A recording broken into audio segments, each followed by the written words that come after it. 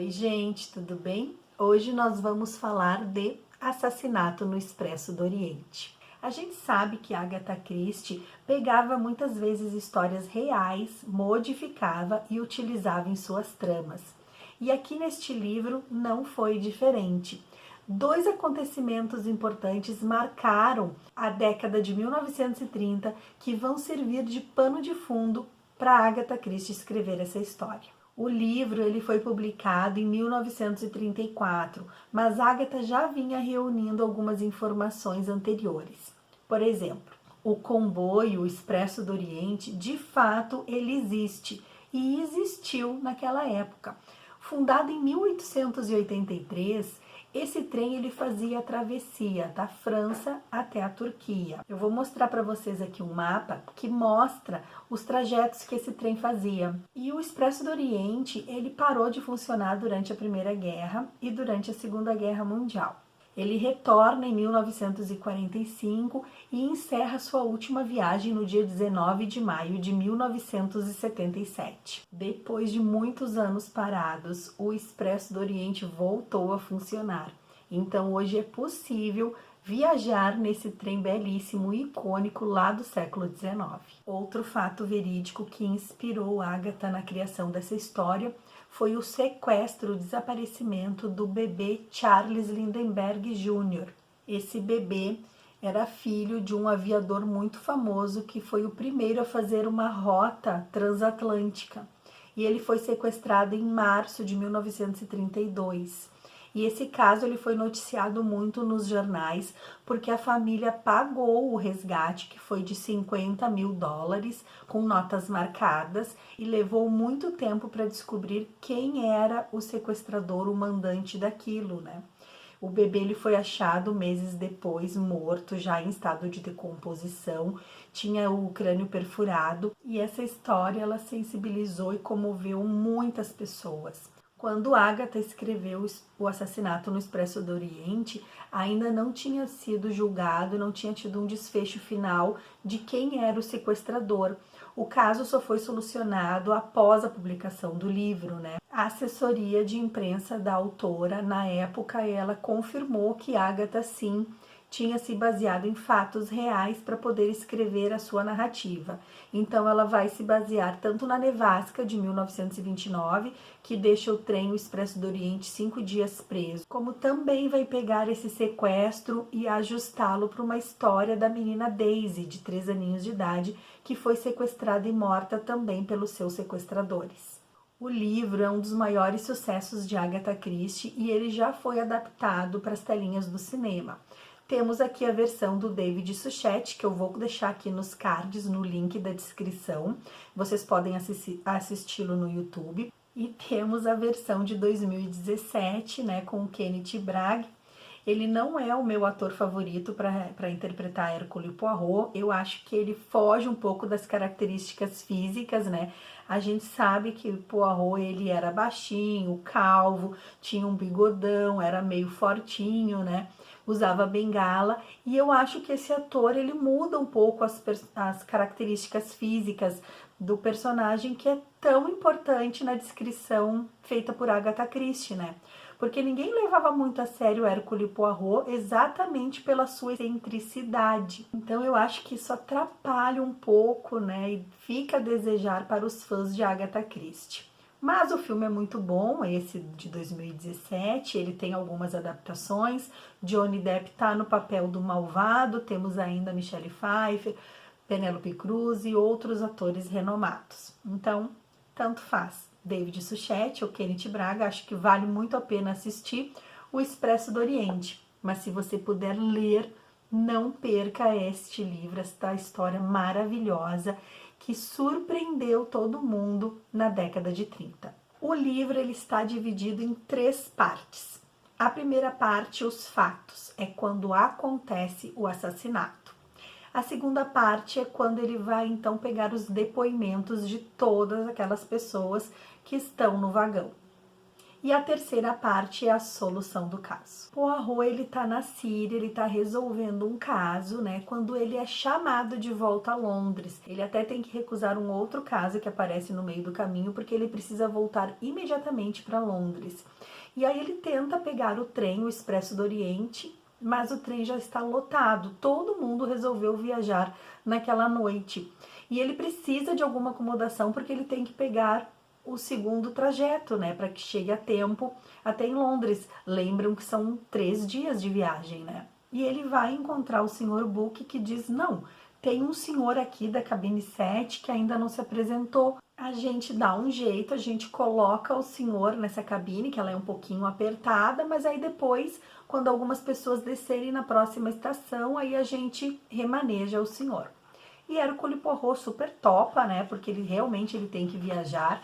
A Agatha coloca, inclusive, aqui, ó, um desenho do trem, de todos os leitos e das pessoas que ficaram em cada quarto, né? O trem começa a sua viagem, vai ter um grito, vai acontecer algumas coisas, ele começa a conhecer as pessoas até que um homem, um alemão, ele é morto. O Bouc, que é um amigo do Hercule Poirot, ele também é belga, ele é uma espécie de diretor dessa companhia, né, de trens. Ele chama Hercule Poirot quando descobre que o homem está morto, né? O condutor que passa entregando água, avisando do jantar, preparando as cabines, encontra o corpo daquele homem morto a facadas, a janela do vagão está aberta, tem uma carta queimada, alguns palitos de fósforos, e chamam então o Hercule Poirot e um médico.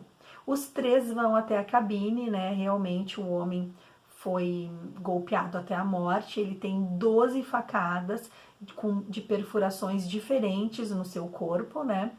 E aí então resta agora a Hercule Poirot descobrir quem é o assassino. E logo no início a gente vai descobrir que dentro daquele trem existem pessoas relacionadas ao sumiço, ao sequestro, rapto, sequestro e depois morte de uma menina chamada Daisy.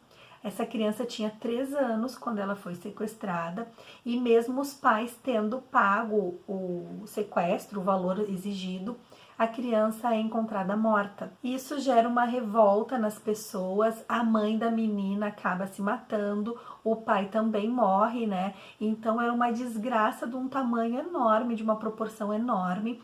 Muitas pessoas ficam revoltadas porque esse homem que foi indiciado como o suposto sequestrador da menina, além de ter ficado com todo o dinheiro, ele consegue se escapar da justiça. Hercule Poirot começa a colher os testemunhos, né, os depoimentos dos outros passageiros, e a gente vai percebendo que quase todos eles estão relacionados ao sumiço, ao sequestro da menina Daisy. A gente tem então o motorista, a governanta, a cozinheira, uma tia e aí até o filho do promotor tá nesse vagão. Então são muitos personagens e o leitor já começa a se dar conta que não, que tem que estar todo mundo relacionado a esse crime, a esse mistério, né? A gente vai se afeiçoando aos personagens e a gente não quer que seja um, não quer que seja outro, ou tem certeza de que foi aquele, né? Então a gente também vai dando vários palpites e Hercule Poirot vai conversando e cada vez vai soltando uma informação. E esse crime aconteceu num momento em que um trem está parado numa nevasca. O fato de encontrarem a janela aberta dá a entender que alguém de fora entrou para dentro do vagão, cometeu o assassinato e roubou o dinheiro desse homem, né? Temos também um relógio quebrado indicando a hora. Então o médico mais ou menos supõe que foi entre meia-noite e 2 horas da manhã. Tentam colocar ainda uma mulher de robe vermelho, colocam objetos dentro da cabine de Hercule Poirot, tudo para confundi-lo e despistá-lo, fazendo com que ele acredite que é uma pessoa, só que aquela pessoa tem um álibi, então ele vai em direção a outra pessoa, aquela outra pessoa também tem um álibi, mas ninguém conta que Hercule Poirot tem uma massa cinzenta muito boa. Mesmo as pessoas tentando armar, ele consegue elucidar os fatos e descobrir o que foi que de fato aconteceu. Após aquele período de investigação, Hercule Poirot reúne as 12 pessoas, né, no restaurante, no vagão do restaurante, junto com o médico e também o Mr. Book, que é o seu amigo belga, e ele vai dar então duas versões da história. Ele começa dizendo que a primeira versão é que uma pessoa de fora entrou pela janela, mata aquele passageiro alemão, né? Perde um botão no corredor, e aí ele começa a explicar tudo. E o médico não tem falhas nessa teoria. E o Hercule Poirot espere. Aguarde, porque talvez o senhor concorde que essa é a teoria mais plausível. Nessa primeira teoria, o assassino seria uma pessoa de fora que entrou, que roubou, que matou e que ninguém consegue mais localizá-lo, porque no meio daquela nevasca a pessoa fugiu e os demais passageiros ficam sem saber como tudo aconteceu e quem foi, né? Infelizmente foi uma tragédia. A segunda versão, ela vai vir repleta de spoilers. Então, se você quer saber o que de fato aconteceu e como esse homem foi morto, fica aqui comigo, porque agora tem. Gente, o crime, o sequestro da menina Daisy aconteceu em 1928 e muitas pessoas inocentes ali sucumbiram. A gente teve a morte da menina, a gente teve a mãe que estava grávida e que se mata, a gente tem também o pai que morre, a gente tem uma babá que ela é indiciada no início pela polícia e ela era inocente, ela acaba se matando também. Então muitas pessoas sofreram, fora os seus familiares, né? Então, quando aquele homem ele consegue se escapar do julgamento, dá uma revolta tão grande em todos os familiares que eles resolvem montar um júri e fazer justiça com as próprias mãos. Eles se reúnem na casa de um dos parentes e escolhem 12 pessoas para participar desse assassinato do Sr. Cassette. Eles organizam o plano direitinho para que todos tenham álibi na hora da morte. E para que um só não seja responsável pelo assassinato, eles resolvem que todos os 12 irão entrar na cabine do Sr. Cassette e desferir uma facada. Então, como eles fazem? Eles não querem simplesmente envenená-lo. Eles drogam o assassino da Daisy horas antes. Esse Sr. Cassette ele já está um pouco preocupado de que alguma coisa possa acontecer, tanto que ele deita na cama para dormir e ele coloca uma pistola embaixo do travesseiro, pensando, não, se alguém tentar fazer alguma coisa comigo, eu vou atirar. Só que ele foi drogado no seu coquetel, na sua bebida. E aí as pessoas começam a entrar, os 12 personagens vão entrar e os 12 personagens vão desferir uma facada nele. Cada um ali pronuncia frases de raiva, de ódio, né, por tudo que ele fez com a bebezinha, com a menina Daisy, e o que acarretou de tristeza e injustiça para os demais familiares. E nessa segunda versão que o Hercule Poirot está apresentando, ele vai contando exatamente como tudo aconteceu. E todos os 12 personagens que estão ali ficam se olhando porque não imaginavam que ele fosse descobrir. Tinham armado tão bem esse plano, tinham amarrado tudo tão certinho para que todos tivessem álibis, que era impossível um detetive ou a polícia descobrir de fato quem eram os assassinos. E aí no final Hercule Poirot explica tudo e fala: você era o namorado da babá que se matou, você era a governanta da casa, você é irmã da mãe da Daisy, tia da Daisy, você era a avó da Daisy, e aí ele vai assim desmascarando cada um. E no final do livro, a avó da criança, que era uma atriz e que também representou um papel, ela diz assim: bem, senhor Hercule Poirot, agora o senhor sabe de tudo. O que vai fazer a respeito? Se tiver de divulgar este crime, será que não pode culpar somente a mim? Eu teria esfaqueado 12 vezes o homem, não apenas devido ao fato de ter sido ele responsável pela morte da minha filha e neta, como também de uma criança que estaria viva agora, porque a filha dela estava esperando um bebê, né? Houve mais do que isso. Houve outra criança antes de Daisy. Esse homem já matou e sequestrou muitas. Poderia haver ainda outras no futuro. A sociedade já o condenara. Apenas cumprimos a sentença. não é necessário envolver todos os outros, dando a entender que os outros se envolveram, né, para fazer justiça com as próprias mãos, mas que eles ainda têm uma vida pela frente. E ela, como já era velha, ela então assumiria a responsabilidade por tudo. E aí Hercule Poirot diz assim: Sr. Book, o senhor é o diretor da companhia. O que o senhor acha disso? O que vamos fazer? E aí o Book faz: Bem, eu prefiro a primeira teoria. Sugiro que esta solução seja oferecida à polícia iugoslava. O que o senhor acha, doutor? E aí o médico, que também no início da primeira teoria tinha dito não, isso não pode ter acontecido, ele também concorda. E assim termina a história, né? Dando a entender que o diretor da companhia, que é o Sr. Book, vai contar então à polícia iugoslava que foi uma pessoa que entrou no meio da nevasca, que acharam um botão da sua roupa, né? Que todos os outros passageiros tinham álibis que não poderiam ter cometido aquele assassinato. Foi um desfecho surpreendente, né? Na época, imagina 12 assassinos estarem ali reunidos para fazer justiça com as próprias mãos.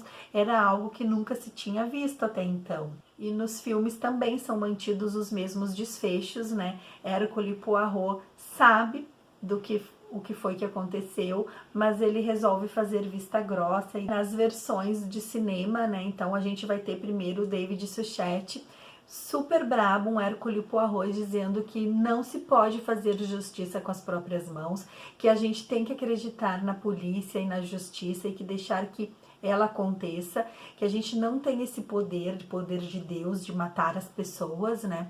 Ele fica muito brabo, assim, com a decisão desses 12 personagens, ele xinga todos eles, ele prende todos eles no vagão restaurante, né? Mas quando ele sai, que a polícia já está esperando para salvá-los daquela nevasca, quando ele sai, ele conta a versão número 1, que uma pessoa de fora entrou e que matou o Sr. Cassette. Já no segundo filme de 2017, né, Hercule Poirot fala com todos os envolvidos lá fora, eles montam como se fosse num túnel uma mesinha onde Hercule Poirot vai entrevistando cada um dos personagens e ele também decide livrá-los dessa culpabilidade, né? E ele diz também que foi uma pessoa de fora que matou. No filme de David Suchet, a gente vê um Hercule Poirot mais inflamado, mais irritado com aquela situação, né? Primeiro de terem feito ele de bobo, assim, de quererem esconder os fatos verdadeiros, ele que preza tanto pela justiça, né? E na segunda versão de 2017, não, a gente já vê um Hercule Poirot mais complacente. Aqui no livro, o título do último capítulo é exatamente Poirot propõe duas versões, né? Ele propõe duas soluções para o caso. Então, apesar de eu preferir 1000 vezes o David Suchet, eu acho que no segundo filme o diretor foi mais responsável quanto ao pensamento de Agatha Christie, né? Deixando que o diretor da companhia decidisse como iam apresentar os fatos à polícia. Eu espero que vocês tenham gostado dessa história, ela é super icônica, ela é uma das principais de Agatha Christie, fez muito sucesso tanto na época quanto nos dias atuais, né? Eu acho que é um dos clássicos da autora, a gente tem que ler a obra na íntegra, mas fica aí a minha dica para esse final de semana, quem quiser assistir o filmezinho lá do David Suchet, apesar dele estar assim com uma imagem bem escura, porque é frio, porque é neve, porque é aquele vagão, a intensidade baixa de luminosidade, eu acho que ele tá bem legal. E o filme do Kenneth Branagh, que é de 2017, esse sim tem imagens, fotografias belíssimas, né? Tem toda aquela claridade da neve, acho que também vale muito a pena. Eu me despeço por aqui. Se você não é inscrito, se inscreva no canal, curta, deixe um comentário, deixe um joinha, que isso é muito importante para o nosso crescimento. E a gente se vê na próxima história. Um beijo grande, fiquem com Deus e até lá. Tchau, tchau.